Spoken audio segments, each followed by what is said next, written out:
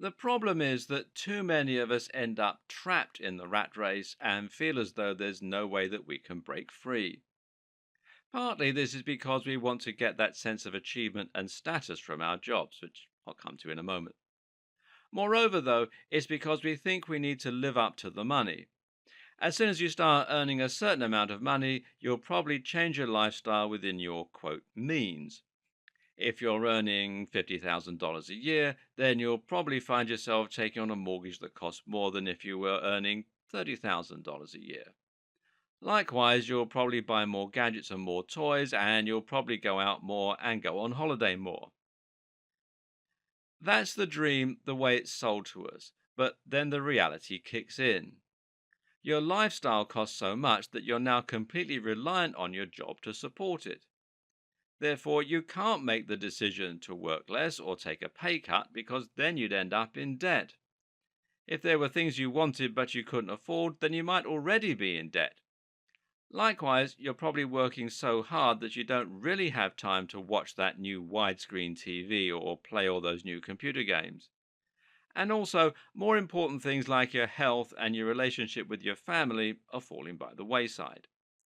So let's rewind for a moment and reassess.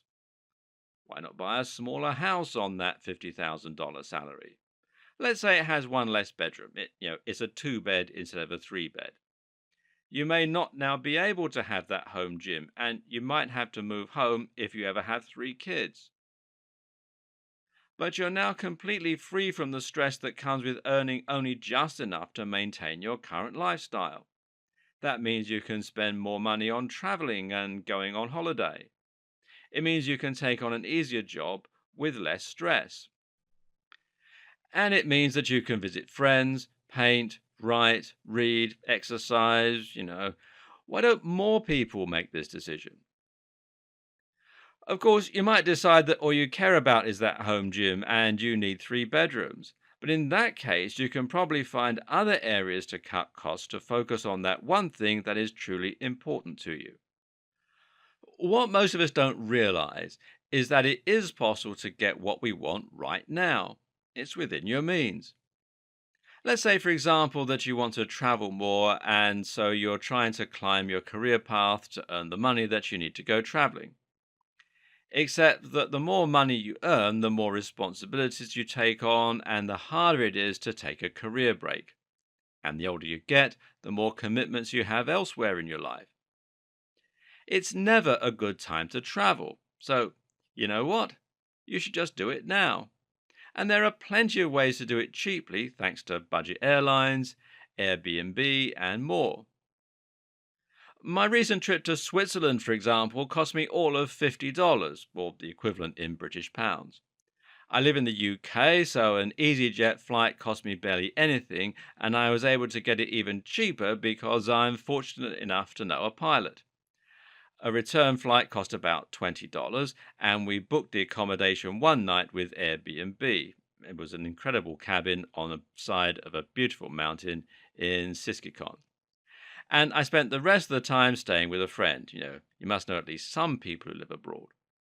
I worked on the Friday and the Monday and a little bit extra on the Saturday to earn back the cost of the journey. Even without working online, you can probably do something very similar.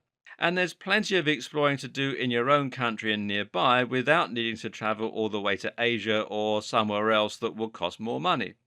So you can have that traveling lifestyle without being a rich CEO. In fact, it's much easier. Likewise, you might dream of having the perfect idyllic house.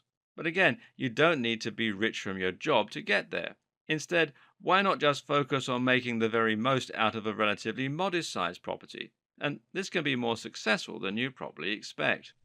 For example, if you want your home to look a lot more beautiful, one of the best things you can do is to simply remove items of decorating. Now, I know this sounds counterintuitive, but when you reduce your clutter a lot, you'll find that it's much easier to keep tidy. What's more is that the average value of your belongings will go up. So throw out 50% of your decorative items and you'll be left with only the very best things that you couldn't part with, resulting in a much more beautiful looking home. Likewise, sometimes it takes just one stunning feature to make your home truly special and unique. How about saving all your money towards a spectacular water feature? Personally, I'm buying a smaller home than I would ideally choose, despite being able to afford more. But for approximately $20,000, I'll be adding an office pod to the garden.